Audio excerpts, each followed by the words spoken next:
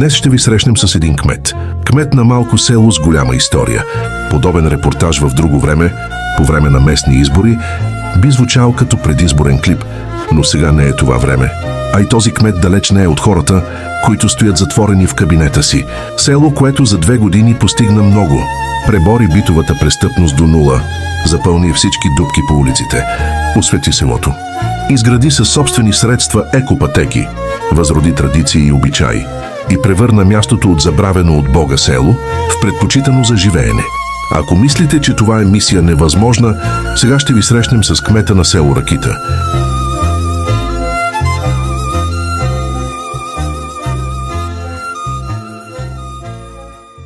За 2 години доста неща понаправихме на селото, като минахме с натрошен асфалт, фрезован всички улици на 90%, валирахме ги и това е много добре, защото в Ракита нямаше една улица, която да беше чиста, да можеш да стигнеш до дома си, до придадена ситуация.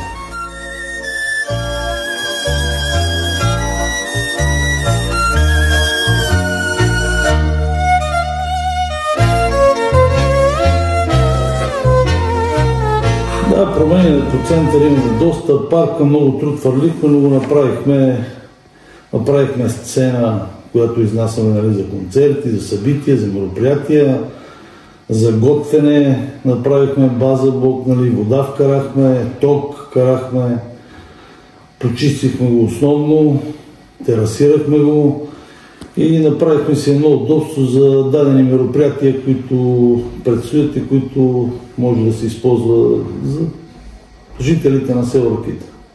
Виждам, че имате чешма, която облагородявате в момента. Имаме чешма, която облагородяваме, правена 1955 година от наши съселени. И от тогава насам не беше реновирана, не беше пипано нищо по нея, но с малко средства, колкото са ни възможностите, поне ще я боядисаме, ще я изкърпиме, ще я направим. Сменихме тръбите, сложихме кранове за удобство на жителите на село Ракита.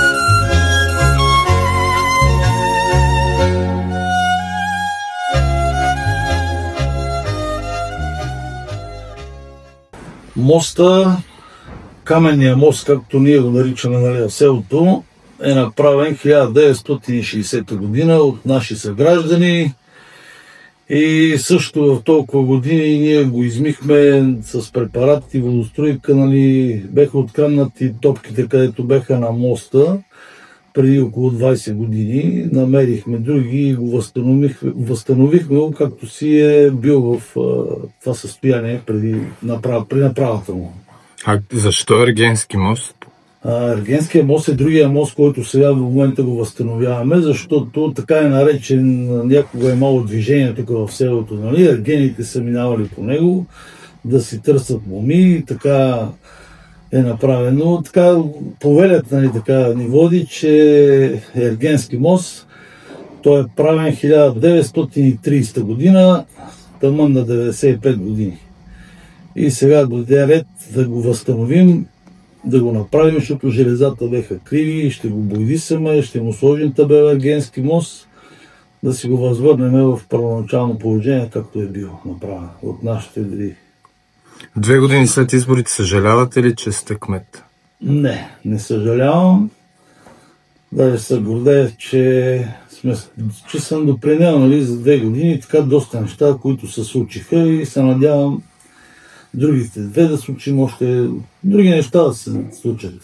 Другото, което ми направи впечатление е, че село Ракита е едно от малкото села в страната изобщо, които като малко населено място разполагат със собствен информационен сайт.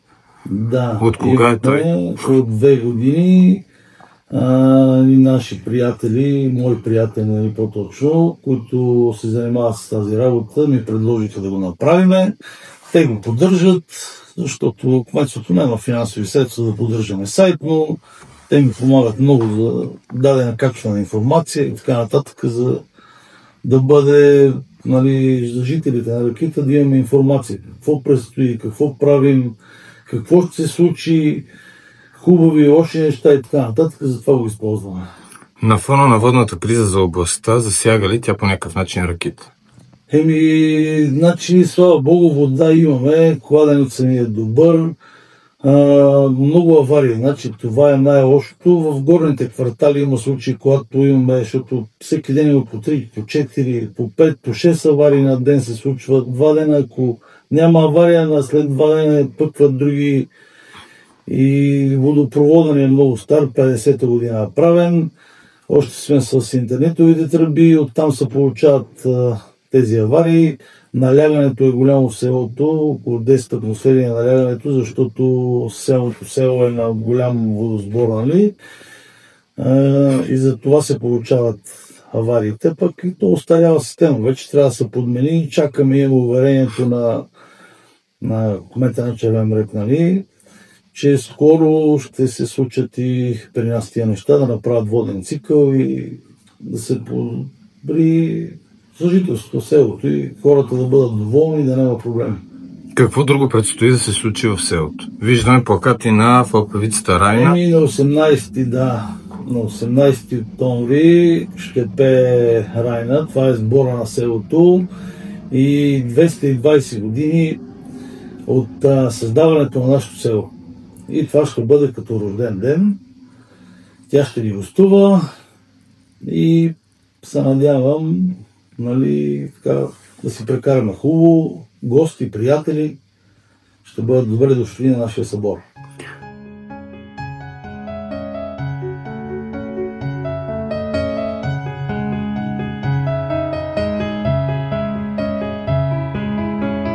И ако за някого направеното в селото от този кмет е малко, на фона на големите проекти в градовете, финансирани с милиарди евро от Европа, то уверявам ви, в някои малки населени места ремонт на една улица е събитие. Събитие, което често се свързва само с избори. Да, може да кажете, че е малко, може би дори смешно. Но когато си част от една система, а в същото време си забравен от всички, чакаш своя край там, където някога е кипял живот. Там, където е имало занаят, поминък, развитие, а в забравените места все още има живот. Има вековна история. История, която е жива и днес.